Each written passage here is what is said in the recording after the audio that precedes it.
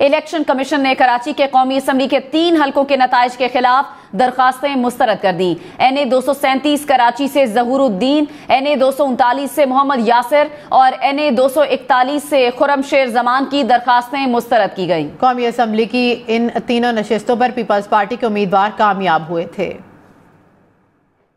कराची के कौमी असम्बली के 3 हलकों के नताइज के खिलाफ दरखास्तें मुस्तरद कर दी गई हैं। कौमी असम्बली कराची के 3 हलकों के नताइज के खिलाफ दरखास्तें मुस्तरद कर दी गई हैं। NA 237 कराची से ज़हूरुद्दीन, NA 239 से मोहम्मद यासिर और NA 241 से खुर्रमशेर जमान की दरखास्तें मुस्तरद कर दी गई हैं। कौमी असम्बली की इन तीनों नशिस्तों पर पीपल्स पार्टी के उम्मीदवार कामयाब हुए थे। इलेक्शन कमीशन ने NA 15 मानसेरा में नवाज शरीफ की उज़रदारी पर फैसला महफूज कर लिया। नवाज शरीफ के वकील ने NA 15 मानसेरा में दोबारा इलेक्शन कराने की दरखास्त कर दी है। नवाज शरीफ की उज़रदारी पर समाअत के दौरान member election commission Babar Hasan Bharwana ने कहा, हम 632 सफ़हात की तहकीकात तो नहीं कर सकते, ऐसे तो इलेक्शन कमीशन को पूरे मुल्क के इलेक्शन खोलने पड़ेंगे। हवा में इल्जामात न लगाएं, जो आपके पास शवाहिद हैं उन पर बात करें। क्या आप ये कहना चाह रहे हैं कि पूरे मुल्क के इलेक्शन गैर आईनी, गैर कानूनी और धांधली ज़दा थे? मेंबर निसार दुलानी ने कहा, अगर आपने सीलें और थैले देखने हैं तो इलेक्शन ट्रिब्यूनल चले जाएं। इलेक्शन कमीशन हर थैला और सील देखने तो नहीं जाएगा। मुस्लिम लीग नून और पीपल्स पार्टी ने इलेक्शन कमीशन से कौमी असम्बली की बकिया मखसूस नशिस्तें मांग ली। इलेक्शन कमीशन में मखसूस नशिस्तें पीपल्स पार्टी और नून लीग को देने की दरखास्त की समाअत हुई। आजम नजीर तारड़ ने कहा, सुन्नी इत्तेहाद काउंसिल पार्लिमानी जमात ही नहीं तो मखसूस नशिस्तें कैसे दी जा सकती हैं? अली जफर ने कहा कि सियासी जमातें नशिस्तें लेना चाहती है तो खुल कर कहें कि हम ये नशिस्त लेना चाहते हैं।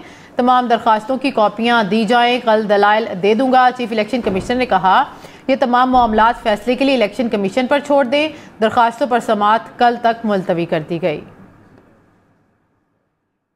मुस्लिम लीग नून के रहनुमा आज़म नज़ीर तारड़ ने कहा कि मखसूस सीटें पार्लिमानी जमातों को ही मिलनी चाहिए। कानून में कहीं भी नहीं लिखा कि 10-12 सीटें खाली हों तो असम्बली मुकम्मल नहीं होगी।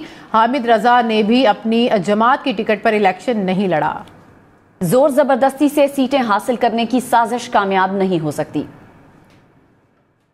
मुस्लिम लीग नून के रहनुमा आजम नजीर तारड़ ने कहा है, मखसूस सीटें पार्लिमानी जमातों को ही मिलनी चाहिए। कानून में कहीं नहीं लिखा कि 10-12 सीटें खाली हों तो असेंबली मुकम्मल नहीं होगी। हामिद रजा ने भी अपनी जमात के टिकट पर इलेक्शन नहीं लड़ा।